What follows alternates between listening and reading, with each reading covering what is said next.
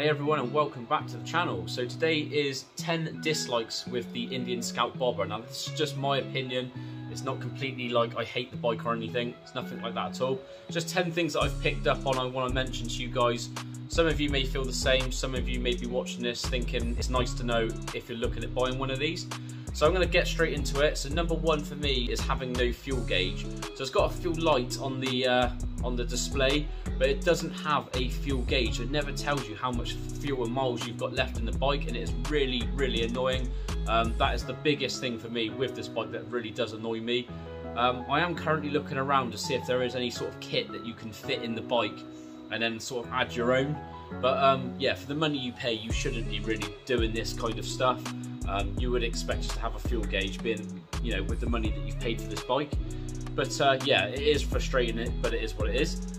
Number two is the stock battery. The stock battery in these is horrendous. I mean, if you are looking at buying one of these bikes brand new especially, rip that battery straight out pretty much and just upgrade it to a decent one, because a lot of people keep getting dead batteries if they don't ride the bike enough, like as in a few weeks. Other people have rid the bike, but they're still getting like electrical issues on the main sort of speedo dial, and it all keeps relating back to the battery voltage and the life in it, and etc.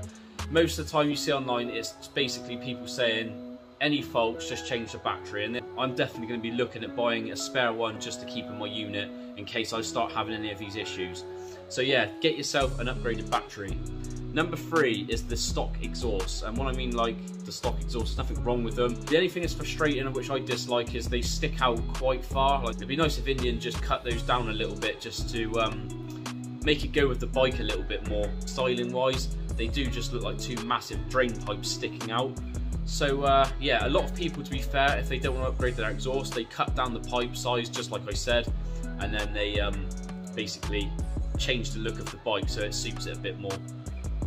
Number four is the stock seat, or the comfort seat. Basically, the seats don't have a lip on the back to keep you in one place, and what happens is when you wind the power on, you tend to slide back off the seat and constantly pulling yourself forward with the handlebars, which isn't really good.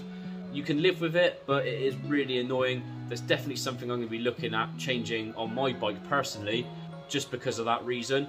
The seat itself I find is comfortable. Some people have issues with the comfort. For me, it's fine. But yeah, it's that lip which I wish they just sort of did something with that from factory. Number five is the stock indicators on the front.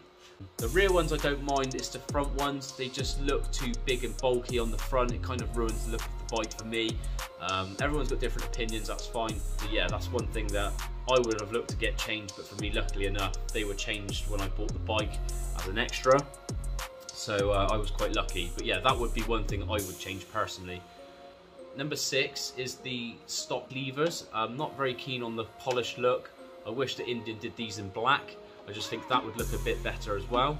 Number seven, this is mainly if you're using this bike as a first bike like I was. I've just passed my test and I've gone for this size CC bike, which is kind of my own doing. But that's the insurance premium, so do not expect this to be cheap a year if you've just passed like myself.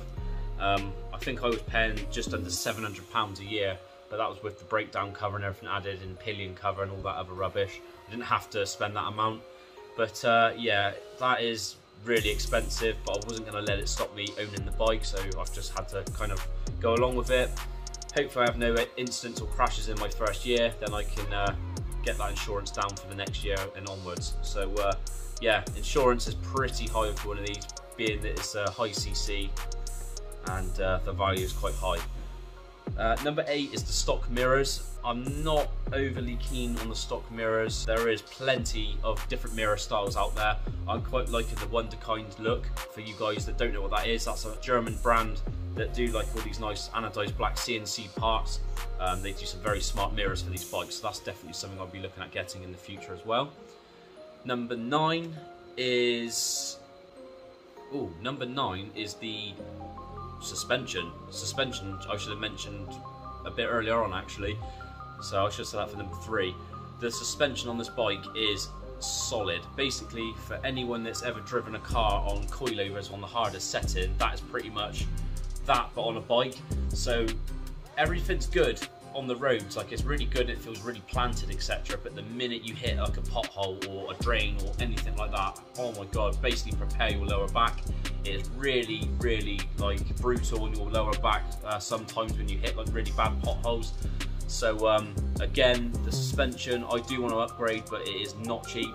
You're looking at around £1,000 to get that done. Then you need it all set up, etc. I know you can do it yourself, but it's just that's expensive mod to do. But yeah, it is what it is. I say it doesn't ruin the ride really, you've just got to be more aware of potholes and stuff on the roads. Number 10 is the paint codes for these Indians. So if you get loads of stone chips on the front of your bike or your fuel tank or whatever, there's a lot of questions kicking around online for paint codes, and I, to be honest, haven't found a single thread yet which has got the paint codes for these bikes, which is really annoying because, like I say, if you do get stone chips, etc., you don't want to get like all that like sort of area resprayed. It'd be nice just to get a touch-up stick. But yeah, if I do find out any information, I'll update this description in this video. So that is pretty much it. That's, I say, it's not major like really bad things about the bike. It's just little petty things, but it's just 10 dislikes or just 10 things that I found it. I would either want changed or just to make you guys aware of if you are looking at getting one of these bikes. So yeah, thanks for watching, and definitely keep an eye on the channel for the next ones.